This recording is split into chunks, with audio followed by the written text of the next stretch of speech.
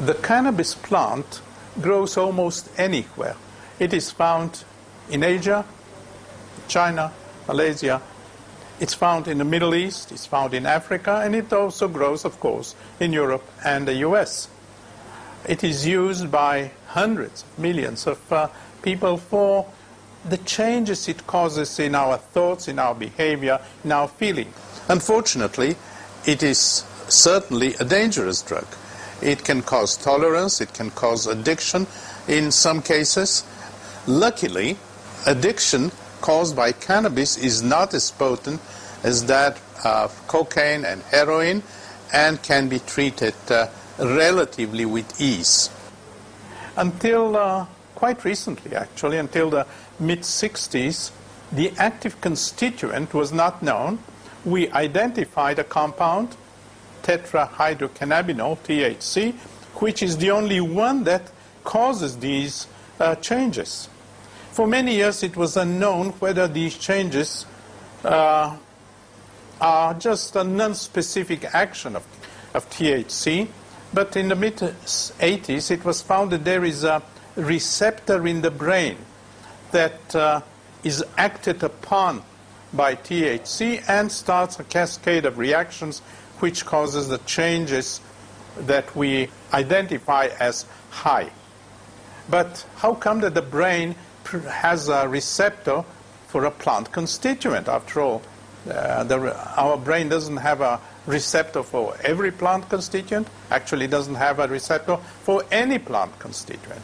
So we started working on the assumption that maybe there are compounds in the brain that act on this particular receptor, and THC in the plant actually mimics the action of the compounds in the brain.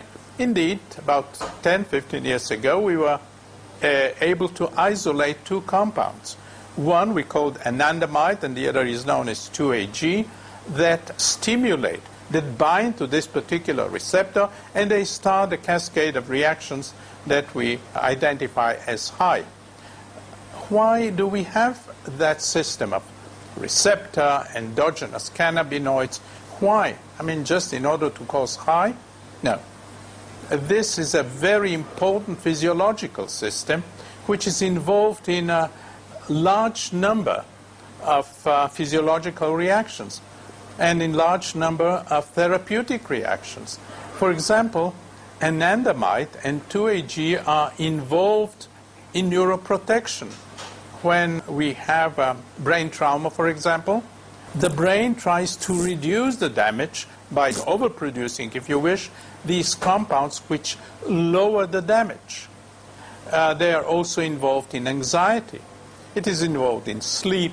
It is involved in essentially all physiological reactions that have been investigated. Chances are that this particular system will be the basis on which a large number of drugs will be developed. At the moment, there is one major drug that has been introduced in Europe.